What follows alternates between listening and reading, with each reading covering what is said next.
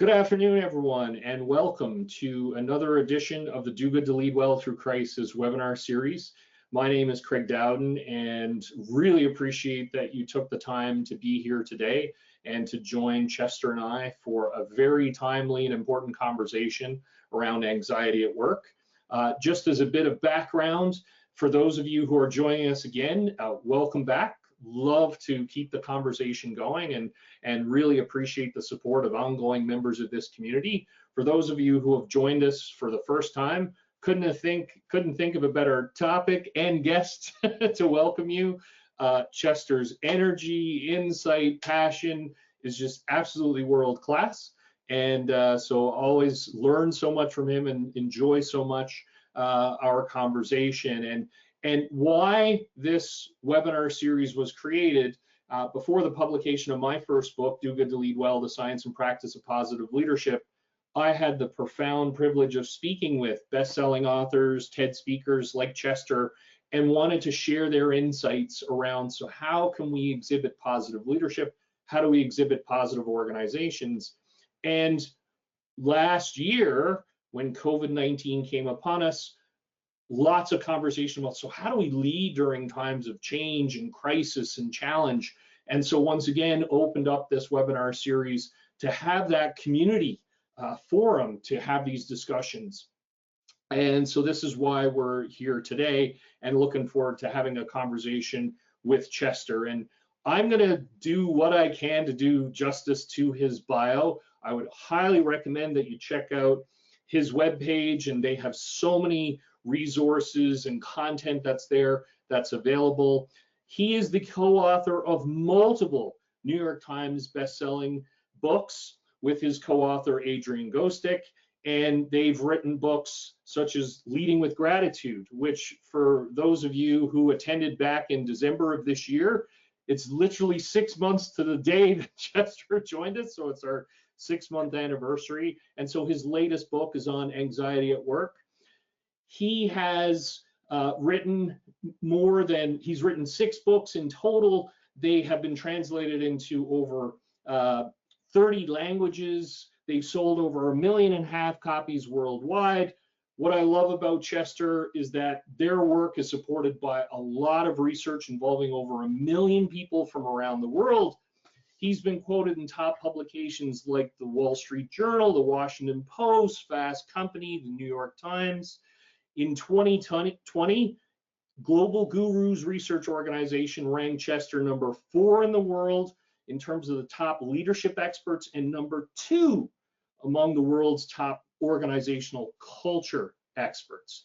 And I cannot recommend enough this book. It's phenomenal. I also recommend his bestseller, Leading with Gratitude, which I have behind me.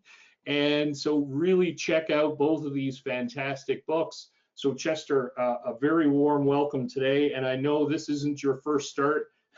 You've had a long day up until now. Yeah, no, listen, thank you for that gracious introduction, Craig. It's always a good time to spend time with you. By the way, just a minor tweak on the bio. Anxiety at Work is actually our 14th book. Well, 14th. So, yeah, there we go. So I don't want to give short shrift to all those early books that are now out of print. Yes. And thank you for loaning us your platform to talk about this really important issue. You know, anxiety at work is by far the #1 issue right now. Mental health is getting a lot of spotlight given, COVID and all that's come with that. I think the tail on it is going to go on for several years as well. So the more we talk about it, the more we can find solutions. And you've got such a wonderful platform. So thank you so much for the work you do and giving us the chance to bring this to light.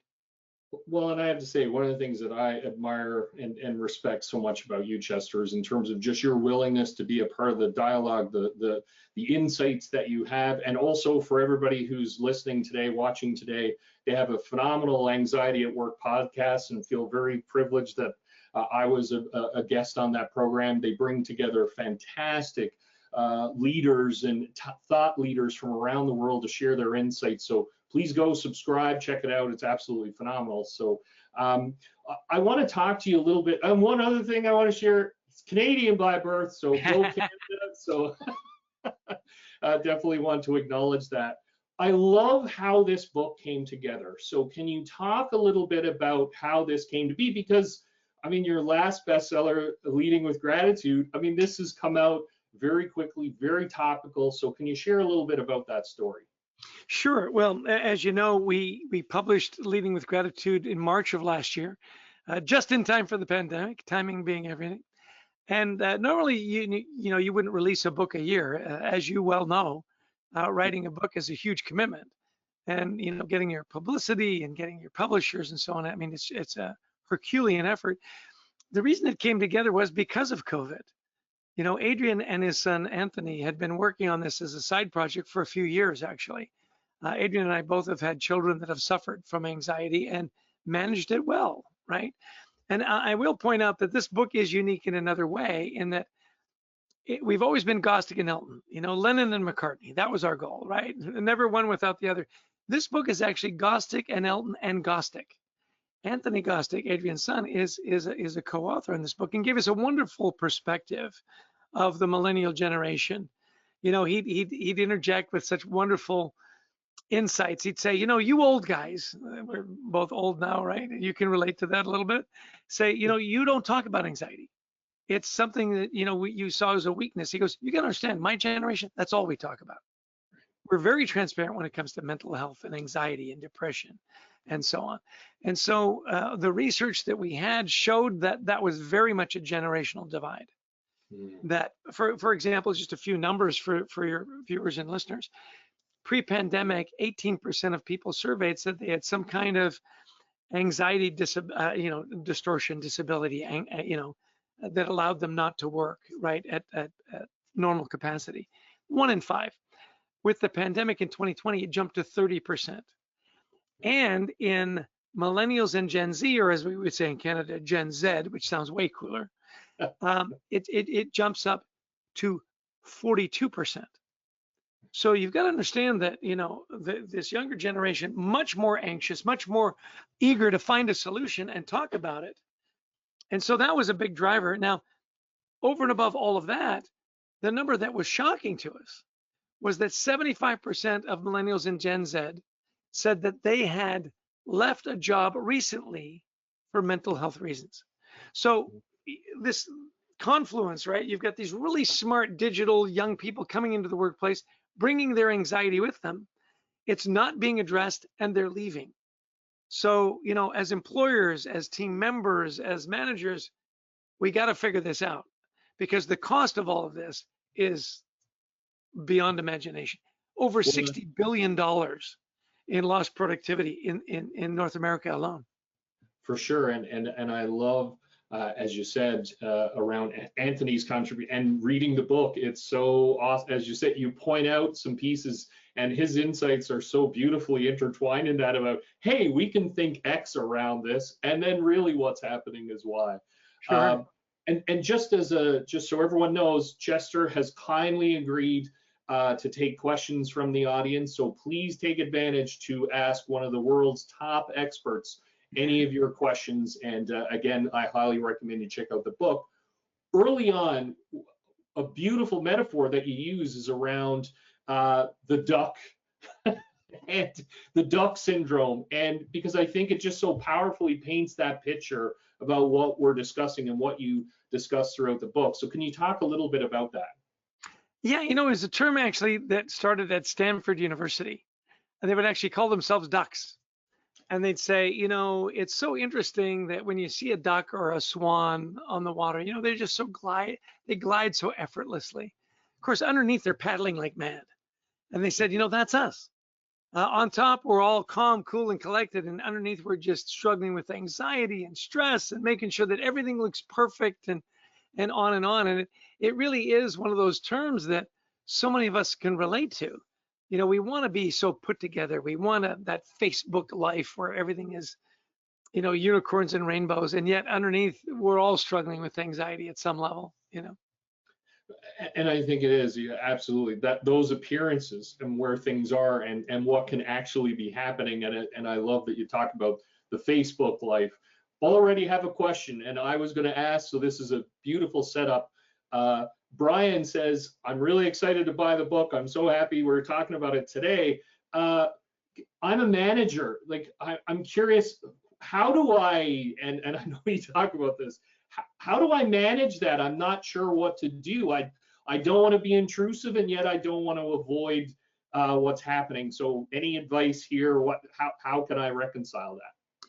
Well, Brian, you're going to love the book. It's full of great tips. I will tell you that this is not an uncommon question, because managers say, look, I got a lot on my plate already. I've got crushing quotas. I've got I've got staffing issues. I've got customers I got to take care of. Now you're asking me to be the father confessor, the counselor, the rabbi. I don't need one more thing on my plate. So here are a couple things that I would recommend. One is that, and you've got to understand this, back to the numbers again, is that only 1 in 10 employees feels comfortable talking to their boss about anxiety. 1 in 10, because of the stigma, right? If I talk about it, I'm going to be weak. I'm not going to get the promotion, not get the plum assignment, whatever it might be. So here's what we say. Look, when your employees do approach you, they don't expect you to have all the answers. All they're expecting you to do is, and we can all do this, listen. Listen. You don't have to have all the answers. We talk about 3 steps as a leader to, normalize the conversation, destigmatize the conversation, and empathize. So normalize, say, look, this is a health issue. If you broke your leg and you needed time off, we'd say take time off, right? It's a health issue. Destigmatize it. Say, look, you can't be physically healthy if you're not mentally healthy. I mean, you think about it. When you are stressed and you are depressed and you are anxious, does it impact you physically? Of course it does. With eating disorders and even drug addiction and so on. So the two are inextricably connected, right? So you've got to destigmatize that. And then the empathy part. And that can be as simple as, hey, I've noticed, and this is important wording, I've noticed that you've been struggling a little bit. By the way, so have I. If you ever want to talk about it, I'm here. Is there anything I can do to help? I've noticed is a great way to start the conversation. And then, Brian, I don't want to tell you too much because then you won't buy the book. My point is look for changes in behavior. Yeah. And something that is out of the ordinary. And as managers and leaders say, oh, that's a one-off. I know that's not her. Yeah, it's probably an anomaly. Right. Dig a little deeper. Somebody that's always on time is all of a sudden showing up late. Somebody who's always fully engaged is now pulling back, or a flare up, or whatever. Take the time to do those one-on-ones. And whatever you do, don't say, hey, Craig, by the way, you're anxious, aren't you? I can tell. I've got a sixth sense about this kind of stuff. You're struggling, aren't you? That's not, HR will be all over you, by the way. So you say, hey, I've just noticed a couple of things going on. How are you doing today? What can I do to help? And by the way, you're not alone in this thing. We've all struggled with this. And share a little something. Be a little vulnerable. Empathize a little bit. You'll be surprised when you create that emotionally safe place to talk about mental health and anxiety. People will open up. Things get better really fast. Well, I think, and it's so many fantastic insights there, and I love the framing of it to just say, I notice, and then focus on the behaviors because they're observable and something, as opposed to, as you're saying, judge someone, hey, I sense that you're anxious, and that can close down the conversation. And so we have another questions already flying in. This is exactly what I had anticipated. So Tim writes, I read Leading with Gratitude after the December webinar. Great read. So there you go. How much is the anxiety related to digital dependence and instant gratification from the social media landscape? Yeah, great insight. And by the way, you'll love the fact that we talk about 8 practices in Leading with Gratitude and 8 practices in anxiety at work. Somebody said, is 8 just your favorite number? And I said, well, it is now. The 8th practice is actually how you use gratitude to tamp down anxiety. Now, getting to your question about, is this digital distraction and immersion, is it a cause for anxiety? I believe it is. I think that, as we've talked to a lot of leaders and we've talked to a lot of psychiatrists and people, they talk about rituals being really important, habits and rituals. And more often than not, part of that ritual is to not start your day with the Mm, death scroll through the news. If you are even remotely suicidal, do not go to your news app. It will mm, not cheer you up, right? The news, if it bleeds, it leads, was the old saying, right? I mean, the mass shootings, the catastrophes, the wars, and all that kind of stuff. So it was really interesting to me. The more interviews we did, people would say, yeah, I start my day with certain rituals, and none of them include going through the news, watching even a comedy on Netflix, right? It's taking time to start your day in a really thoughtful and meaningful way. What is your mantra? When your feet hit the ground, people have shared with me, and everybody is a little different, right? Have said, I have a mantra, three things. Mine is be kind, be grateful, be of service. mm, Other people will say, as soon as my feet hit the ground, I think of three things I'm grateful for, three people I'm grateful for. You know, I go for a walk. We just were doing a wonderful a podcast with John Gordon, the author of The Energy Bus, yeah, and he yeah. says, we are electrical beings. You've got to feed that electricity. And he said, I start my day with a gratitude walk. Mm, And he said, on that walk, I feed my soul, I feed my mind, I feed my spirit, and started off with all the things I'm grateful for. So yeah, not that you can completely disconnect. You can't. I mean, we're on a digital platform right now, right? And we're doing good stuff. Um, be careful with it because that distraction can often lead to discouragement, right? mm, And as much stuff as we've got going on in our own lives, we don't need to take the burdens of the rest of the world and what's going on. So really a great question. And I think to your point is that so many of our kids and the young people coming into the workplace are digitally addicted. right. And this idea of disconnecting and finding that quiet time to meditate, to pray, to read your scriptures, whatever it might be for you, I think is more important now than it has ever been. Mm, love the answer and thank you. And got feedback from Tim saying amazing. That's really Good. insightful. Thank you. Have another question. Again, it's opened up, which is great. So I have a question from Marissa. It says, I'm a manager and I'm very open with sharing my experience with anxiety with my team. And I love this question. How do I know when I'm sharing enough?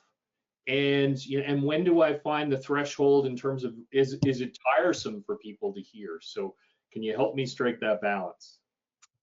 You know, this is such an important question. I mean, it really is because we want to be vulnerable, we want to empathize, and yet we don't want to, oh, there's Craig again talking about his, alcohol addiction. Yeah, we've heard this story before. So, I think it's okay to ask for permission. Mm, And if you've shared the story more than once, say, I know I've shared this story a couple times. If you already know what I'm going to say, just raise your hand and we'll save some time. Uh, you know, I will also say though that in one-on-ones, the most powerful way to make people feel emotionally safe is to do exactly what you're doing, is to mm, share your story. In the book, we talk about a guy named Chris Rainey, who I just adore. He's this just, if you were to meet Chris Rainey, you'd say, there's no way that guy has ever had a bad day in his life. And yet, since he was young, suffered from anxiety, hid it from his best friend. They'd known each other since they were 1 year old, mm, who's now his business partner, hid it from his family, from his wife, from his friends. No one knew. And what happened because he didn't share the story is it made him a liar. He'd say, can't come because I got this work thing. Or I can't go to work because I've got this virus that I've got. It'll probably be okay by tomorrow, but I can't come in. And it was so interesting. He ended up telling his story, and you'll love this, on his podcast. Pre-pandemic, he's got this event company that does brilliant online stuff. HR leaders. If you haven't attended an HR leader virtual conference, you should. They're amazing. And he's talking to this CHRO of a major pharma company, and they're talking about anxiety. Now, mm, the way he used to do it is his staff was in the room because they loved to listen in, and it was live and it was It was cool. They start to talk about anxiety, and for the first time, he admits that he struggled with it ever since he was a little kid. Oh. And then he remembers where he is. And he goes, ooh, what are they going to think? So he wraps up the podcast. He turns around. He said everybody was big-eyed, mouths wide open. And then he said the most amazing thing happened. They all came up to him and said, me too. Thank you for sharing. Me too. Isn't that amazing? Now, with him, he says, I have not had an anxiety attack since then. Come close. And his rituals are sleep, eat well, exercise. He says, if I get my sleep and I exercise and I eat well, I'm in good shape. If one of those starts to fade, I can feel it. So that's what works for him. Now, just because he talked about it and he hasn't had an episode since doesn't mean that's what's going to happen for you. Find your ritual. And when it comes to sharing, I think you'll be surprised that you really have to go overboard to share too much. Because people really do appreciate the fact that you're being vulnerable and empathetic. You know, to wrap up this long answer to your brilliant question, as my friend from Texas would say, this is a long road to a small house, is that I was talking to Quint Studer. I love Quint Studer. He's involved in healthcare down here in the States, sits on all kinds of hospital boards and so on. He said, you know, 3 years ago, if you'd asked me, what are the must-haves in a great leader?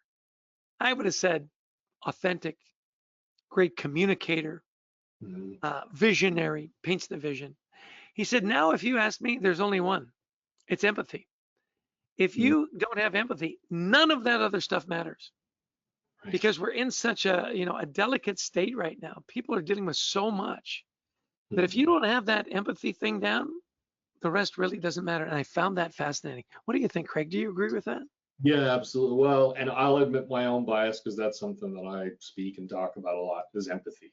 And I love how you describe it as the foundational piece because how everyone's going through so much. And I love that one of the core messages throughout the book is around listening and understanding other people's perspective. One of the common thread lines is like, be present for people and sit with them where they are. And I think, and that is so powerful in terms of that connection. And the other point that I really want to reiterate, because in my own work and with executives and chief executives that I work with and speak with, share, as you were saying, they share that moment of vulnerability, talk about what's happening, and then it's, almost like, okay, how's this going to be received?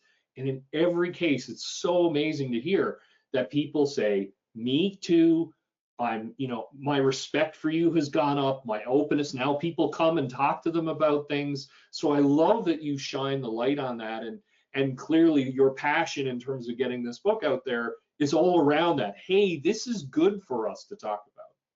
You know, isn't it interesting? All the things that you fear don't happen.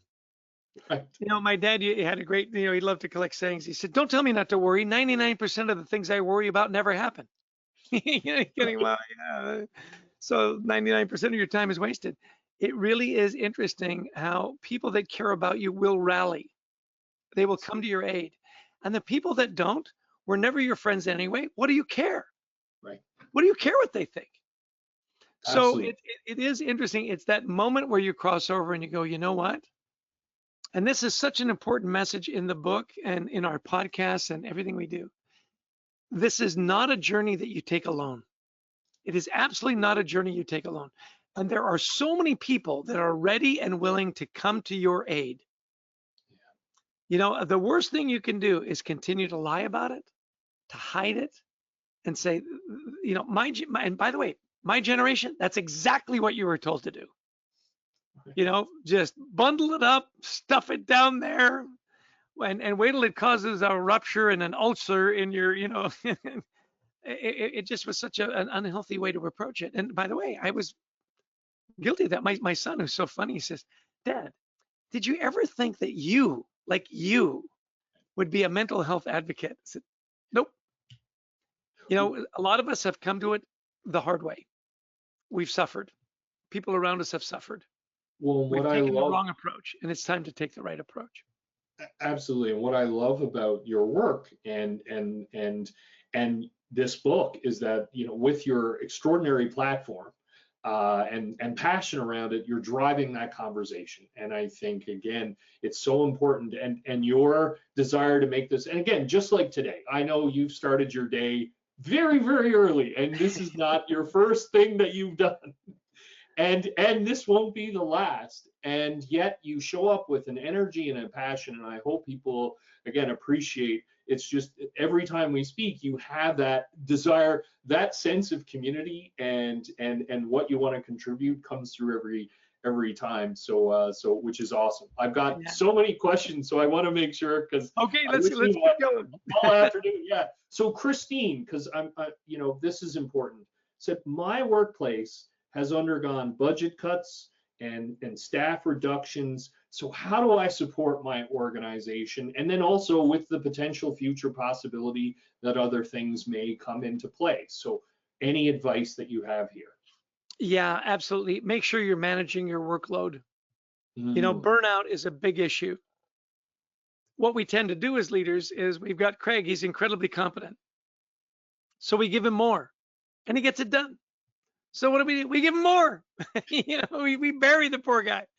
And then one day he just doesn't show up. He's taking another job. He's out of here. Make sure you get together with your team and you manage expectations. This comes back to really clear communication again. Make sure that it's okay to say, hey, this is as much as I can handle right now. One of our friends, our good friend Nabila Extalaban, who's head of people and so on at Walmart Canada. She's very open. She said, look, I'm a recovering workaholic. I'm a recovering perfectionist. Don't take my route. And by sharing that, she makes it okay for others to say, yeah, this is as much as I can handle right now. If you have any kind of a farming background, you rotate your crops, and you should rotate. There are times when I can bury Craig. He's going to be great. There's going to be other times where I can't, right? But I've got to give him a break.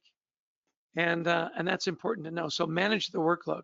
By the way, I just noticed that I'm Christy Lawrence on this webinar. All right, that's amazing. Look at that. So you have a whole new persona here. Yeah, which, by the way, I'm honored. Christy is the woman that runs all our calendars and stuff. She's my partner in crime. She is amazing. She is. So to be mistaken for Christy Lawrence is an honor. But let's get back to the questions. Sorry, I digress. Not a problem. It's a good day. So now I have another question. This is, again, just keep coming in. Donna asks, how about when your anxiety comes across as being negative? So, I know that I worry about things, and then when I worry, that can manifest itself in a potentially negative way. So how do I manage that effectively? Yeah, great question, Donna, because you don't want to be Donna Downer. You're the one that always says, look, can't do it, can't do it, can't do it. Make sure that when you are in that mode, that you just bring the facts together. Just say, hey, look, and just say, hey, may I make a suggestion? Word crafting is really important. Instead of just come out and say, no, can't be done. Say, look, may I make a suggestion? Let's take a look at what this would mean as far as workload. Let's take a look at, is this really a reasonable deadline? Because if we don't get more resources, this is going to be a tough row to hoe, right? Mm-hmm. Back to our farmer analogy. But the thing is it's okay to be the truth teller, as long as it's not emotional, negative, and without the backing of what's going on. So, say, listen, I know this is what we want to do. Can I make a suggestion? Let's take a look at the resources we have available on that timeline. Is the expectation with what we've got, is that really reasonable? Or are we going to, bang our heads against the wall and not be able to deliver anyway? Why don't we head that off at the pass? So if you've got your facts in a row and you can present it in a calm manner with saying, you know what, I've taken a look at this. Here's what they're asking us to do with the resources we've got. Is that reasonable? Is it fair to ask, is that reasonable? Can we really get it done? And now you've thrown it back and say, good news is we're going to get more resources. Great. Bad news is no. Say, okay, well, how are we going to manage the workload then? Because we don't want to be burning people out. And I think those are fair questions to ask. That's fantastic, and thank you so much. Love the answer. So that's fantastic. And Allison chimed in and said, "I love that question, and I'm curious, Chester. I tell my team that I tend to worry, and it might come out in a negative, critical way. Is that a good idea?" Absolutely. Let them know who you are. Say, you might even say, hey, look, I know I'm the worrier, and I don't want to drag everybody down. I understand this is what I'm worried about. Am I the only one? You know, Mm. and it's okay. I know I'm the worrier, and everybody can have a bit of a chuckle. Yep, you are. So what are you worried about now? Here's what I'm worried about. Mm. Tell me I'm worrying for no good reason. I would love for my worries to be put aside. That's fantastic. Allison says, "Thanks so much. That means a lot coming from you." So that's really great. So here's a question. I know you touch on it in the book as well. So Lauren was asking, I get anxious in terms of, I feel I can have some perfectionistic tendencies. How can I manage that part of myself? Yeah, you'll love the chapter, Lauren, on perfectionism, and it tends to be more prevalent in younger generations as well. The way to avoid that is to really manage expectations. Ask the question, how good does this need to be? Now, if I'm going in to get a pacemaker, I want that guy to be perfect. There are certain things I need you to be really spot on this one, right? In most cases, good enough is good enough. And I think this will resonate with you, Lauren, is that perfectionism can be the enemy of just getting stuff done Mm. because we spend so much more time in the book. And this came from Anthony. He showed us this, he's a scientist, right? Is this chart. And you've got, not good, acceptable, good, really good, and then really good to perfect. The gap is this much. The energy to fill that gap is this much. So make sure that you know what the expectation is. Get enough feedback to know when good enough is good enough. And Mm. it'll save you a lot of time and a lot of worry. I really do believe, that this perfectionism, we tell a story, by the way, I think you'll love this, Lauren, is that Maria Callas was known as the Wayne Gretzky of opera singers, right? Just the all-time great. Well, she got into such a mode of perfectionism. It caused so much anxiety. It Mm. literally ended her career way earlier than it should have. They would talk about if the rehearsal didn't start right on time, she'd fly into a rage. She had a ritual where there'd be a coffee, had to be in the right place. They tell the story where the coffee wasn't there. She stormed out of the theater in full costume to the barista across the street, demanding her coffee, freaked everybody out because she had this big dagger in her hand. It's opera, it's dramatic. And she stopped singing in her early 40s. Great opera singers can sing into their 60s.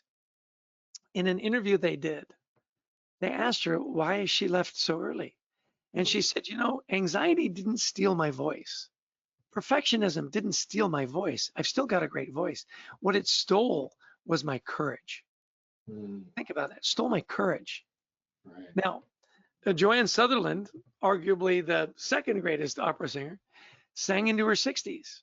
Loved to sing. Knew it would never be perfect. Knew she'd miss a note. Enjoyed the journey. Enjoyed the experience. Sang into her 60s. So give yourself a little bit of grace, right? Mhm. Manage the expectation. Be really clear when you get an assignment. What is it that you're expecting and deliver that? And don't worry about that little gap between very good and perfect. And I hope that's helpful. No, absolutely. And I love that focus on clarity in terms of, okay, so what is being expected in this situation, and help people shape what that's going to look like. So again, they can sort that out. I have a comment. So many comments. I do want to share this. Anne says, "This is so great. I love what you're saying about setting boundaries. Thank you, Chester." You're So that's welcome. awesome.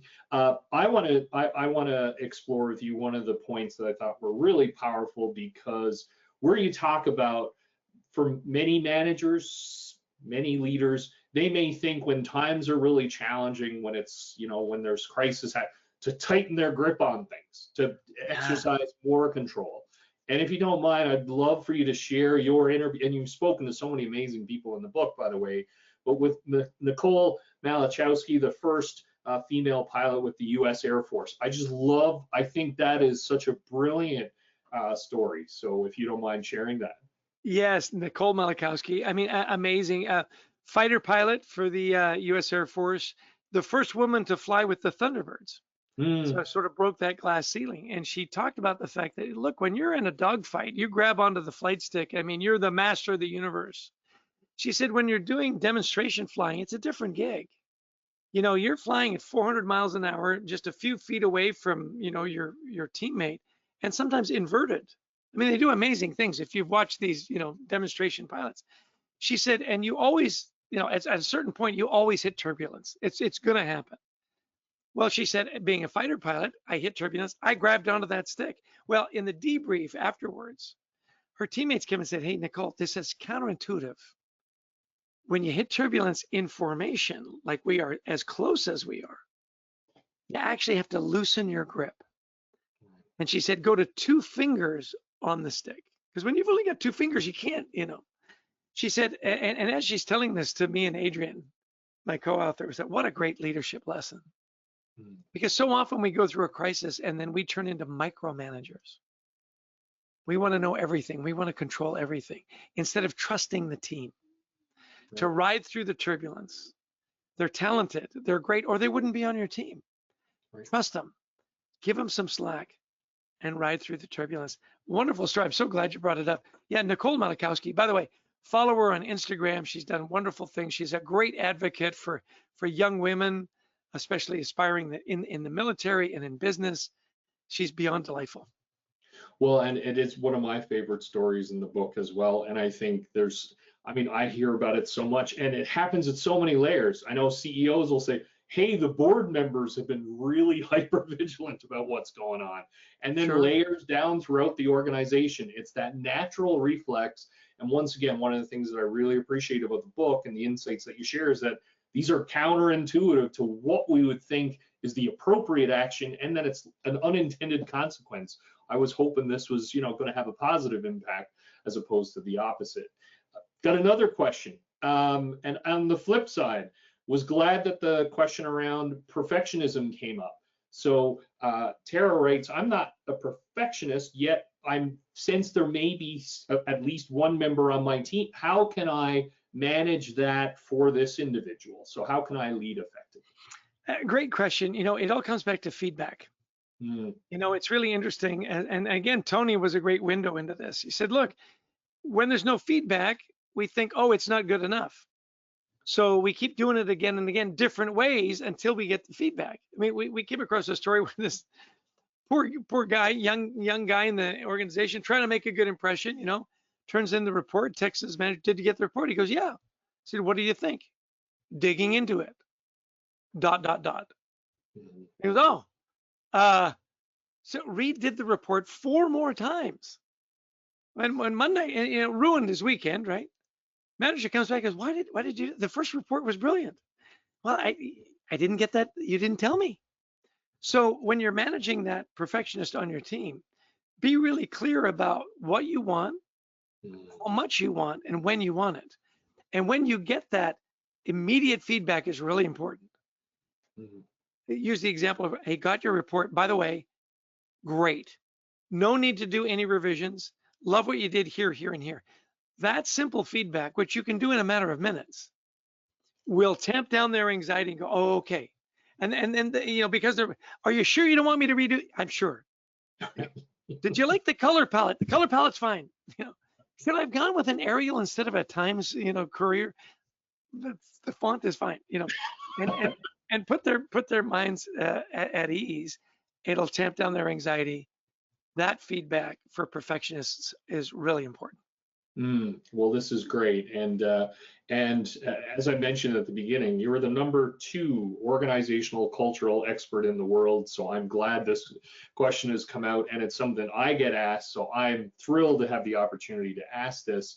to you, remote work. So people are talking about, hey, and the hybrid model and culture being a massive piece around this. How do we protect culture? How can we ensure that it stays in place? What advice do you have for organizations in terms of how to create, build, protect their culture in a remote world?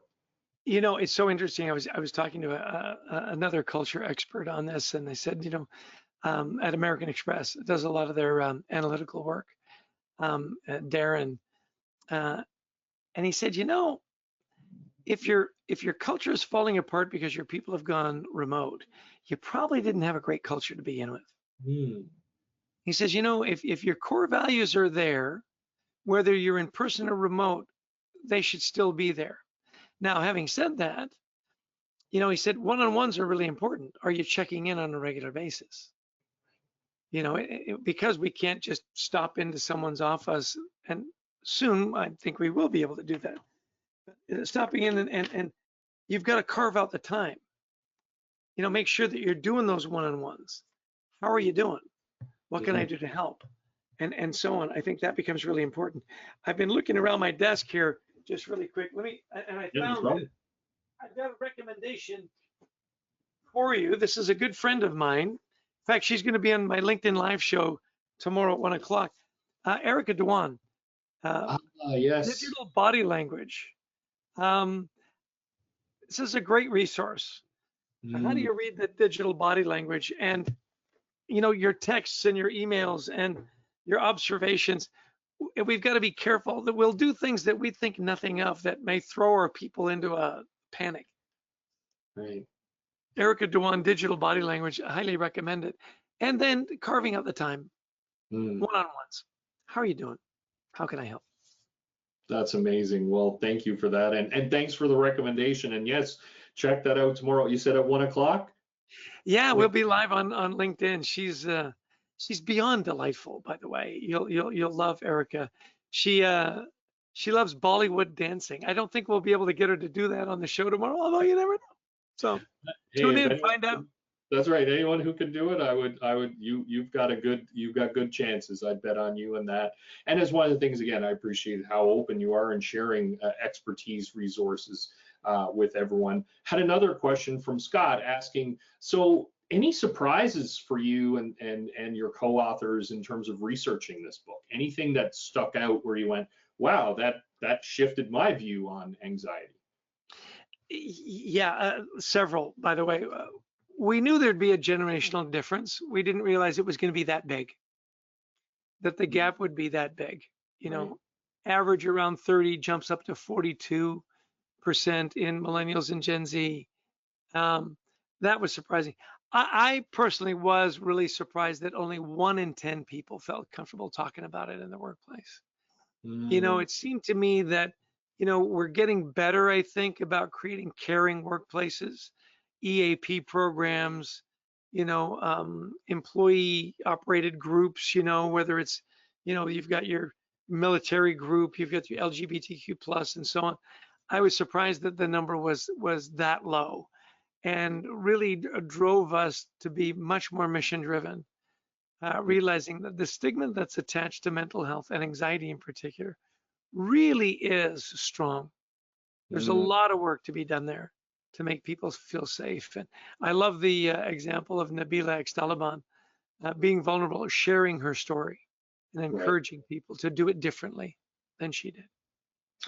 Well, amazing, again, insights and have other perfectionism certainly has stimulated lots of discussion here. So again, great chapter on it in the book. Brittany asked, do you have any strategies for managing perfection for those we report to? So when we're going upwards. So I'm a manager and I have a great attention to detail, but have millions of files to manage. So how do I manage people who have it who are leading me? Yeah, a couple of things. I hope they get promoted out of your department. You know, because that they Right. are stressors. Um, you know, I think that the best approach is to give them a copy of the book and highlight that chapter. That's maybe not a bad idea. Um, all kidding aside, I think having those honest conversations with them, and again, establishing what are the parameters, and say, listen, I love that you are so demanding and you really get the best out of us on this particular project. I want you to be really specific about what your expectations are. What is success? Mm. And then once they've said that and you deliver that, when they ask over and above, you say, when we had this conversation and we wanted to manage our resources and manage our people, this was and we did deliver. So are you asking me to go back and do more now? Because I want to be very clear that we gave you what you asked for. And hopefully that will be helpful. Sometimes there are managers, though, it's never going to be good enough. And I guess in those cases, you really have to just steel yourself to know that it's never going to be good enough. And that's a tough spot to be in. And that's a burden that at a certain point, my guess is, if the leadership doesn't change, you might look elsewhere. Right. Well, And I thank know you for that. No, absolutely no, and thank you for your answer there. And Brittany said great advice. Thank you. So Michelle had asked, and so she said she put in that many organizations are responding to employee anxiety and burnout with communication, training, and health benefits. At the same time, employee competitiveness can be at an all-time high in terms of job preservation. So are there any cultural or structural changes that you think need to happen to address this? Yeah, these are great questions. Really, really great.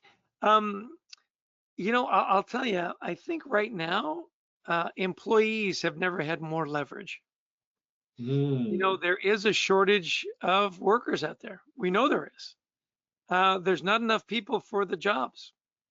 And so employees are going to ask for more because they can. And in this case, I think it's merited. Because there's a short of employees, we do overburden our people. We do demand more of them. And we say, yeah, but we're paying them more. Yeah, I get that. You're still going to burn them out.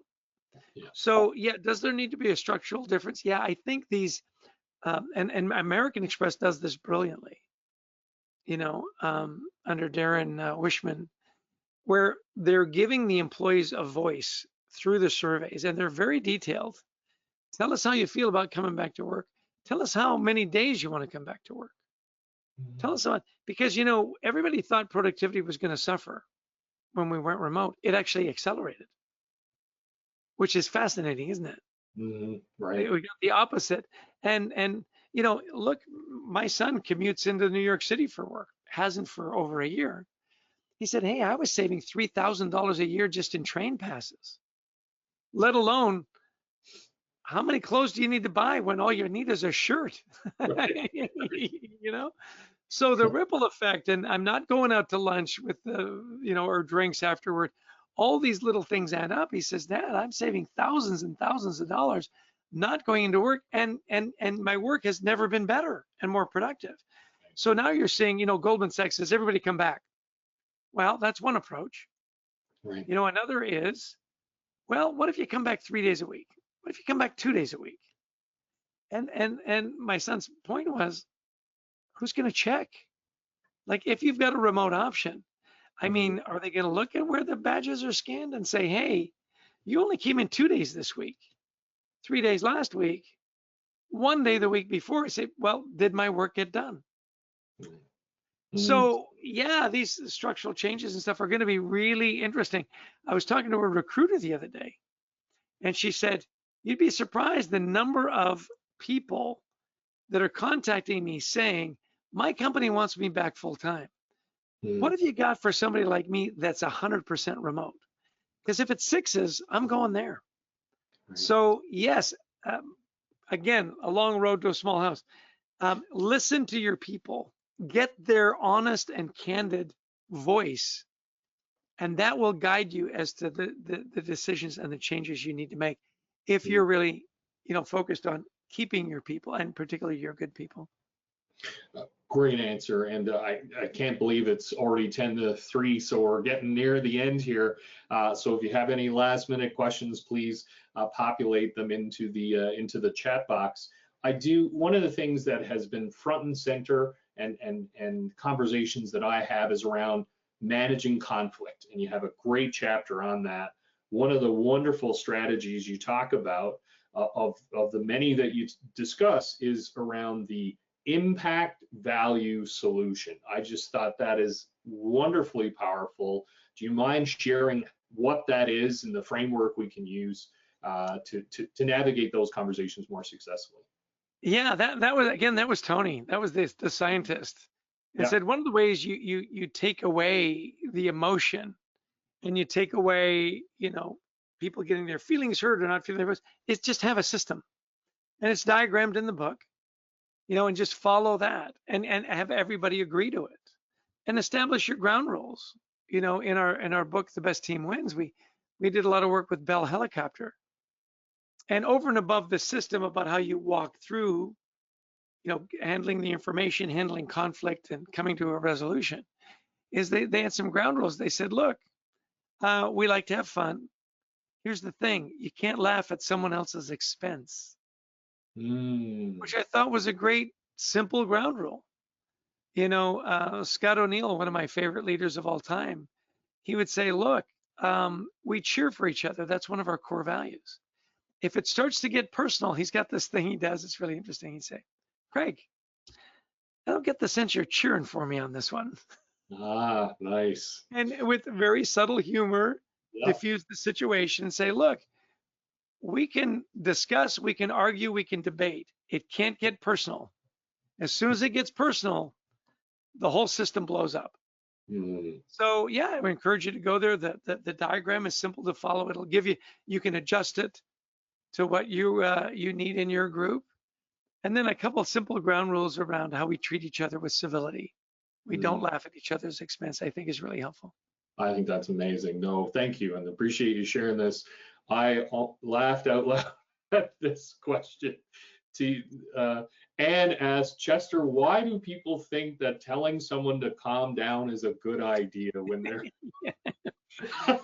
We've got a slide in our presentation that said, never in the history of the world has telling someone to calm down ever calmed down anybody, right?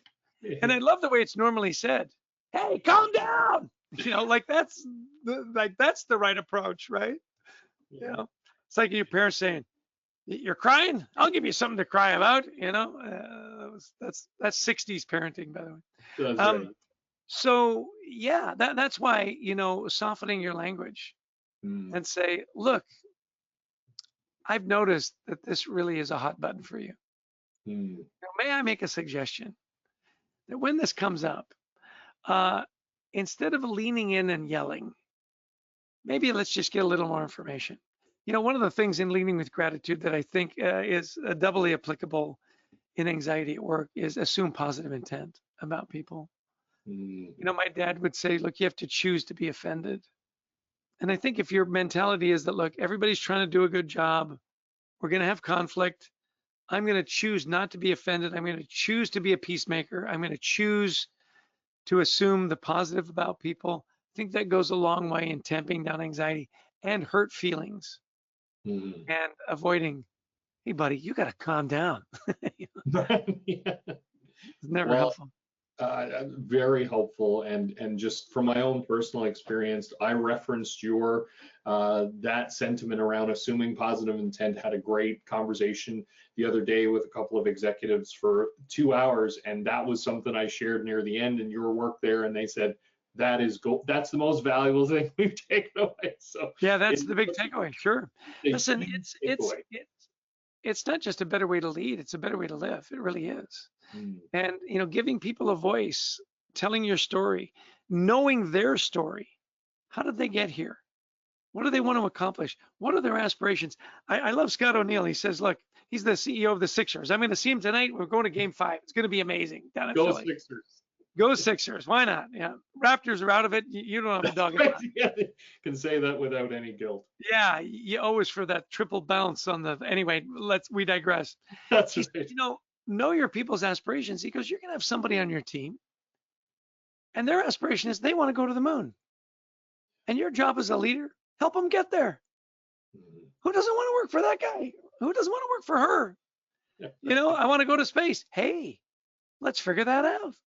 Right. Not that you could not necessarily accomplishment. It's the support that matters. You listened. Mhm. We didn't get to it. And one of my favorite chapters is become an ally. Right. Be an ally. Everybody at some point has felt like the other person, the one that doesn't quite fit. The last one picked for the softball team, right? Maybe you're the only woman on the team or the only Muslim on the team that's trying to find a private place to pray 3 times a day. Or, you're the only one where English is your second language. Mhm. And, we need allies. We need to reach out. And that's where knowing somebody's story is so important. Mhm. It's hard to really, hate somebody when you know them. Right. You know their spouse, you know their kids, you know the name of their dog. It's hard to really hate someone whose story you know. So be an ally. Stick up for those people Mhm. that feel vulnerable, that feel like the other on your team. It's a great way to look at your team. It's a great way to look at people you work with. Get to know them. You'd be surprised. Well, and I love your point about this is not only a great way to lead, it's a great way to live. And I think that's just absolutely golden. And we're essentially out of time. And so thank you to everybody for your fabulous questions, and glad you enjoyed them, Chester. And thank you for me. You just encapsulate so authentically the things that you talk about in terms of leading with gratitude, being a passionate advocate and ally. Any final words that you want to share in terms of how people can learn more about you, get access to those resources, and any final thoughts for our live audience today? Well, first off, thank you again for sharing your platform. It's just wonderful to spend time with you and your wonderful followers. Follow me on LinkedIn. There's all kinds of great stuff there. We've got the Gratitude Journal. We just crossed over 100,000 subscribers. Just really, really gratifying. And we put our Anxiety at Work podcast links in there. We publish every 2 weeks. Great interviews, great information. In fact, this Friday, we're going to drop another leading with our gratitude journal. And the co-author of the article is Nabila Taliban. So, which is going to be wonderful. Tremendous insights into her journey. We have our LinkedIn Live every Thursday at 1 o'clock. Most Thursdays at 1. Sometimes stuff happens. We've got Erica Dewan tomorrow, digital body language. So lots of places to find us. Our books are available on Indigo, Chapters, Amazon, Shoppers Drug Mart, wherever fine books are sold. A friend of mine gave me a tip. He said, and by the way, if you've got a local bookstore, order it from there. They really got hammered. And if you want to do something nice for your community, say, hey, I need a copy of this book. Can you order it in for me? And Well, my last words, and I know we're at time, is don't be alone. Don't be alone. We've got a wonderful community. We thrive together.global, a safe place to talk about anxiety in the workplace. Don't go it alone. When you're in that dark place by yourself, it's dangerous. Reach out, find an ally, find somebody you can confide in, somebody that you can go on the journey. Join our community. We'd love to have you. You are never alone. Don't ever think you are alone. And if that's the one thing you take away from this conversation, we've done good work today. Well, Chester, thank you. So couldn't think of a better way to end the conversation this afternoon, and love your passion and energy around bringing us together as a community and understand each other and our stories. So it's all, I learned so much. I feel guilty with how much fun I have in the learning. As Christy shared on LinkedIn, it's always an absolute pleasure. You're a global expert and just so authentic and open with your insights. So I've gotten so many comments here. This has been amazing. This is extraordinary. People are looking forward to following up. Thanks so much, everyone, for seeing you this afternoon. Enjoy the game, Chester. Thanks so much again, and bye for now. You got it. Go Sixers. That's right. Go Sixers.